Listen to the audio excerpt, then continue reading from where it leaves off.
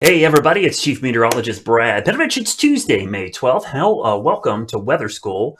Today, Tuesday the 12th, we're going to talk about density. Density is one of those things that plays a huge part in weather and atmosphere, really understanding how the atmosphere works. Sometimes, when we think about the atmosphere, it's made up of gases. It's something we can't always see or feel or touch all the time, but it behaves a lot like a liquid in some way. So understanding how density works can really help you understand a lot of how weather works and how air movement occurs, and why some things happen that we see in meteorology. So today, meteorologist Chris Mulcahy is going to talk about density here at Weather School for May 12th.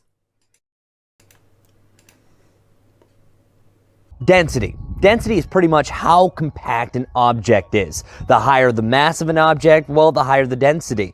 For instance, iron is very dense. A rock, very dense. A feather, not really dense at all. Today, we're going to talk about how density, though, affects the atmosphere. How a density of a parcel is going to allow it to rise or sink, and also how temperature, pressure, and relative humidity can affect all the above in today's Weather School.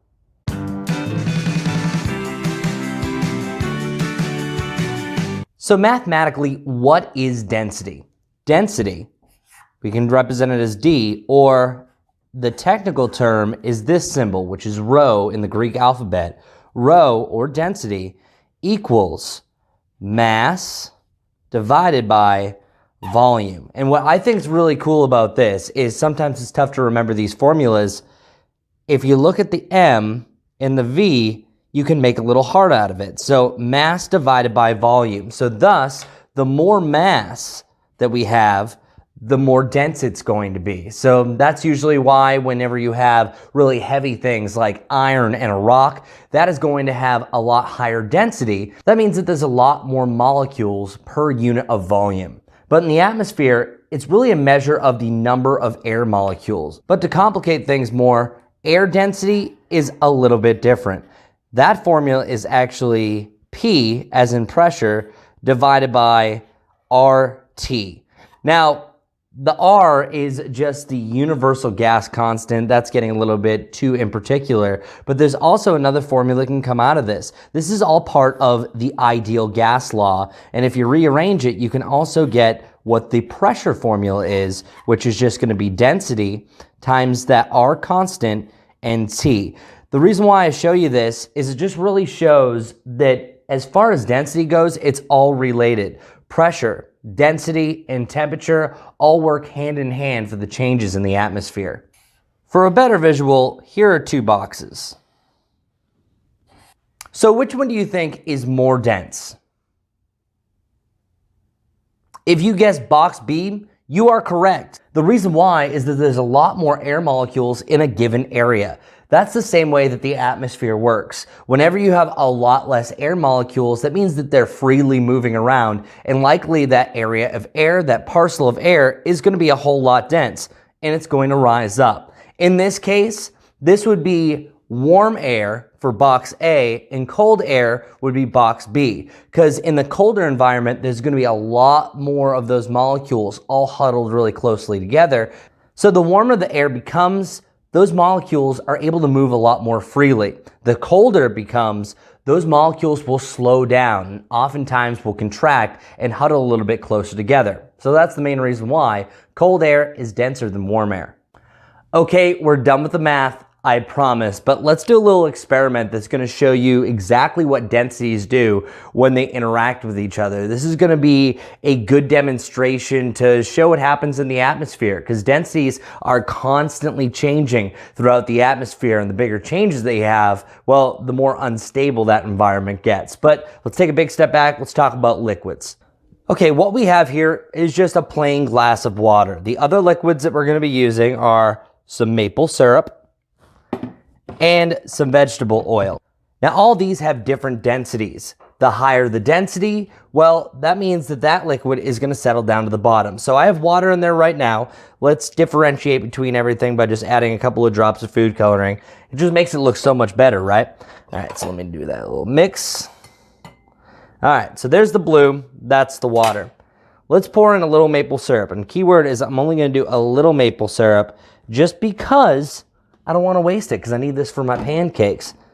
So if you look really closely, there on the bottom, everything is settling out. But now let's do the last liquid. And a lot of times you need this to settle just a little bit more. Watch what happens when we pour the vegetable oil. Let's let this sit for a little bit. All right, now that it's settled, pretty cool, right? Well, you can see that maple syrup right on the bottom, just chilling right there. Meanwhile, you have water that's right on top. The reason why, water has a lower density than that of maple syrup, so it's resting on top. But then you wouldn't think about it, but any oil, vegetable oil especially, has a lower density than water. So now as that all settles, each one is in their own respective density layer. So if you look even a little closer, you can really see the difference of all of the different densities as they set up. That creates different layers. And the same thing happens in the atmosphere, but this is mainly based on pressure, but density is related to pressure, that there's also different layers of the atmosphere. On top of just the liquids, you can also drop other things like this screw. And since that is super dense, that went all the way down to the bottom. But other things like a ping pong ball, well, that's going to rest on top because that has the lowest density of everything here. Now, other things you can do is also experiment by throwing different things into the different liquids. Right now, I'm just throwing in little bits of pepper. That floats on water. So that means that its density is higher than that of the vegetable oil, but it's less than that of the water. So that's why it floats. And that's a good rule of thumb. Anything that's floating on the water will usually have a lower density than that of what the water has. The most important thing you need to know about weather and density is that warm and moist air rises because it's less dense. On the inverse, cold air and dry air is more dense, so thus it sinks. So like the example that I drew at the beginning, the higher the pressure, usually the denser the air, and that's exactly what's happening. So as the density of a column of air increases, so does the pressure that it exerts on the surface. Just as you're seeing right here. I actually got this from one of my old college textbooks, but that warm, less dense air is able to move around a lot more freely. That is lower pressure. Since it's not constricted and not all bound together, it's able to move freely, rise up as that warmer air is rising up through the atmosphere. As for the colder air, it's usually pretty frigid and bonded together pretty well. And this is what air that you would typically see maybe moving in from the northwest, from Canada would look like, compared to the pink column is usually that southwesterly air that will flow into the area that will allow us to warm up and oftentimes lead to some thunderstorms if we have enough moisture. Now, I'm not going to go into great detail about the explanation of this since we already went into the ideal gas law, and that was already a little bit too much.